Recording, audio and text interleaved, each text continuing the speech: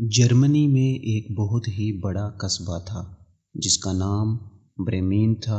Bremen से थोड़े ही फासले पर एक गांव था। इस गांव में एक आदमी रहता था। इस आदमी की आटे की चक्की थी जिसमें वो आटा पीस कर बड़ी बड़ी बोरियों में भरकर गधे पर लाद कर ले जाया करता था। पूरे हफ्ते वो काम करता, सिर्फ इतवार को वो छुट्टी करता। इसका गधा बहुत सालों से सख्त मेहनत कर रहा था। वो सारा सारा दिन अनाज की बोरियां उठाता और अपने काम में ज़रा सुस्ती ना करता। वक्त गुजरने के साथ ही गधा भी बूढ़ा हो गया। अब अनाज से भरी हुई बोरियां इसे बहुत ही भारी महसूस होती थीं क्योंकि वो बूढ़ा हो गया था और इसमें इतनी ताकत ना रही थी कि वो बारी बारी बोरियां उठा कर ले जा सके। अब आदमी ये सोचने लगा कि गधा मेरे काम का नहीं, ये बोझ उठा नहीं सकता, फिर मैं इसे खाने क्यों दूं। अब इसे खाने को वैसे भी कम देता और जब इसके सामने चारा डालता तो ये सोचता कि इसे चारा देना बेकार है क्योंकि ये गधा पहले की तरह काम भी नहीं करता। गधा भी समझ गया कि अब इसका मालिक इसका पहले की तरह ख्याल नहीं रखता और इसे खाने को चारा भी कम और ख़राब डाल देता है। इसने फैसला किया कि इसे इस घर से भाग जाना चाहिए, मगर भाग कर करेगा क्या। इसके लिए इसने सोचा कि मुझे वैसे भी गाना पसंद है तो मैं गाना गाता फिरूंगा, क्यों ना बड़े कस्बे ब्रेमेन में चला जाऊं, वहाँ म्यूज़िक बैंड तो होगा, इसमें शामिल हो जाऊंगा। तो एक दिन मौका पाकर वो घर से भाग गया और ब्रेमेन जाने वाली सड़क पर चल पड़ा। अभी वो बहुत दूर नहीं गया था कि इसने सड़क के किनारे एक कुत्ते को लेटा हुआ देखा। वो बुरी तरह हाँफ रहा था और बहुत थका हुआ मालूम हो रहा था।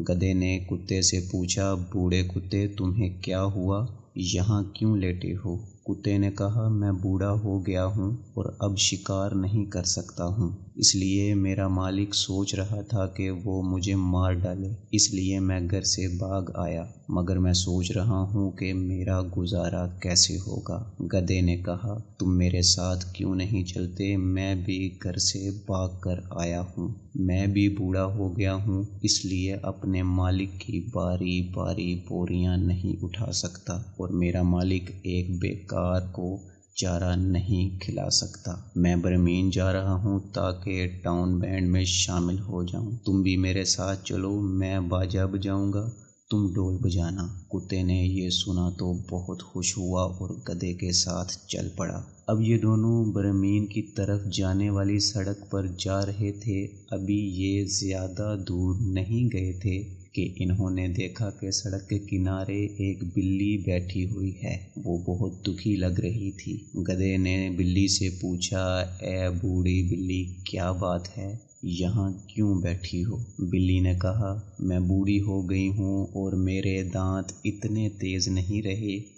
मैं आग के पास बैठी होती थी और चूहे पकड़ती थी। अब मेरे दांत कमज़ोर हो गए हैं तो मैं चूहे नहीं पकड़ सकती। तो मेरी मालका ने सोचा कि अब मैं इसके काम की नहीं हूँ, तो इसने मुझे अपने घर से निकाल दिया। मैं भागकर कहाँ जाऊँ ये मेरी समझ में नहीं आ रहा। गधे ने कहा, तुम हमारे साथ क्यों नहीं चलती, हम भी अपने मालिक से भाग कर आए हैं। अब हम ब्रेमेन जा रहे हैं ताकि हम टाउन बैंड में शामिल हो सकें, तुम वहाँ रात को गाना गाया करना। बिल्ली ने ये बात सुनी तो वो भी इनके साथ जाने पर तैयार हो गई। अब ये तीनों ब्रेमेन जाने वाली सड़क पर चल दिए। चलते चलते इन्हें थोड़ी ही देर हुई थी कि एक दीवार एक मुर्ग बैठा बड़ी जोर से बांग दे रहा था। گدھے نے مرغے سے پوچھا، بوڑھے مرغے کیا بات ہے، بڑے اداس لگ رہے ہو؟ مرغے نے جواب دیا، میری مالکہ کے گھر میں کل کچھ مہمان آ رہے ہیں اور میری مالکہ نے فیصلہ کیا ہے کہ مجھے کاٹ کر میرا سوپ مہمانوں کے لیے بنائے۔ اب میں زور زور سے بانگ دے رہا ہوں کہ میں اب تک زندہ ہوں اور زندہ رہنا چاہتا ہوں۔ گدھے نے کہا، پریشان مت ہو، تم ابھی نہیں مرو گے، تم ہمارے ساتھ کیوں نہیں چلتے؟ ہم برمین جا رہے ہیں، وہاں کے ٹاؤن بینڈ میں شامل ہوں گے۔ تمہاری آواز بہت اچھی ہے، تم ہماری مدد کرنا۔ مرغے نے یہ سنا تو بہت ہی خوشی سے ان کے ساتھ جانے پر تیار ہو گیا۔ اب یہ چاروں برمین کی سڑک پر چل پڑے۔ ابھی یہ قصبہ میں پہنچے بھی نہیں تھے کہ رات ہو گئی۔ ان سب نے فیصلہ کیا کہ یہیں جنگل میں رات گزار لی جائے۔ انہوں نے ایک درخت کو اپنے آرام کے لیے چنا۔ گدھا اور کتا درخت کے نیچے لیٹ گئے۔ درخت کی نچلی شاخ پر بلی بیٹھ گئی اور سب سے اوپر مرغا بیٹھ گیا۔ سونے سے پہلے مرغے نے چاروں طرف نظر دوڑائی۔ کافی فاصلے پر اس نے روشنی دیکھی۔ اس نے اپنے ساتھیوں کو بلایا اور کہا، میں نے کچھ فاصلے پر روشنی دیکھی ہے، وہاں کوئی مکان ہو سکتا ہے، کوئی زیادہ دور بھی نہیں ہے۔ اگر ہم وہاں چلے جائیں تو ہمیں کچھ کھانے پینے کو بھی مل سکتا ہے۔ سارے دوستوں نے اس فیصلہ کو پسند کیا کیونکہ وہ سارے دن کے بھوکے تھے۔ انہوں نے روشنی کی طرف جانے کا فیصلہ کیا اور چلنے لگے۔ آخر وہ اس مکان تک پہنچ گئے۔ گدھا سب سے لمبا تھا، اس لیے اس نے جھانک کر کھڑکی سے دیکھا۔ مرغے نے پوچھا، تمہیں کچھ نظر آیا؟ گدھے نے کہا، ایک میز پر اچھی اچھی کھانے پینے کی چیزیں رکھی ہوئی ہیں اور کچھ ڈاکو انہیں کھا پی رہے ہیں۔ ان چاروں نے مشورہ کیا کہ ان ڈاکوؤں کو کیسے مار بھگائیں۔ آخر انہوں نے منصوبہ بنا لیا۔ گدھے نے اپنے اگلے کھر کھڑکی پر رکھے، پھر کتا اچھل کر گدھے کی کمر پر چڑھ گیا، بلی اچھل کر کتے کی کمر پر چڑھ گئی اور مرغا اڑ کر بلی کی گردن پر چڑھ گیا۔ ذرا سی دیر آواز نکالے بغیر انہوں نے یہ سب کر لیا۔ اب گدھے نے سر ہلا کر اشارہ دیا اور اب سب نے ساتھ مل کر ایک ساتھ آوازیں نکالنی شروع کر دی۔ گدھا رینگنے لگا، کتا بھونکنے لگا، بلی نے میاؤں میاؤں کی، مرغا بولا کوکڑوکو۔ یہ ساری آوازیں مل کر جو آواز بنی وہ اتنی خوفناک تھی کہ آپ نے اپنی ساری زندگی میں بھی اتنی خوفناک آواز نہ سنی ہوگی۔ اسی طرح گاتے ہوئے چاروں جانور کھڑکی کے راستے اندر گھسنے لگے۔ شیشوں کو توڑتے ہوئے یہ اندر کی طرف بڑھے۔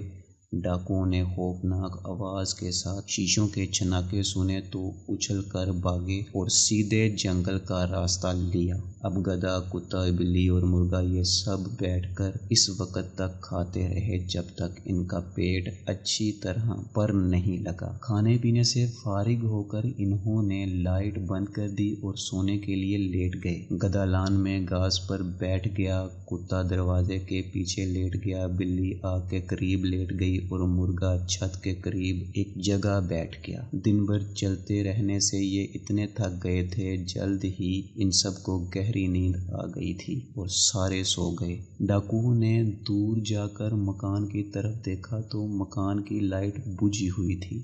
آدھی رات ہوئی تو ہر طرف خاموشی چھا گئی تھی۔ اب وہ حیران ہونے لگے کہ ہم اتنے ڈر کیوں گئے تھے، یہاں تو ڈر کی کوئی بات نہیں تھی۔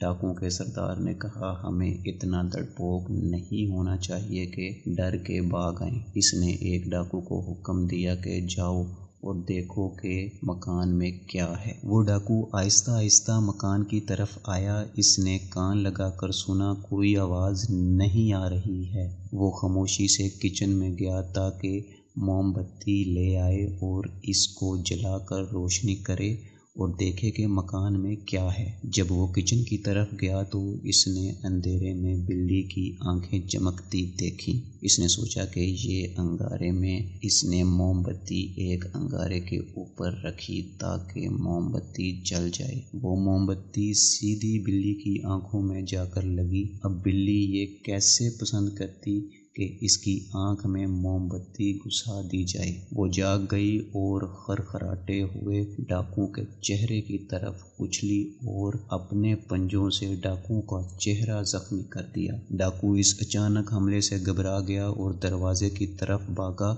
जहां दरवाजे के पीछे कुत्ता सो रहा था। डाकू का पैर कुत्ते पर पड़ा तो वो भी भाग गया और उछलकर डाकू के पैर पर काट लिया। अब वो सहन की तरफ भागा।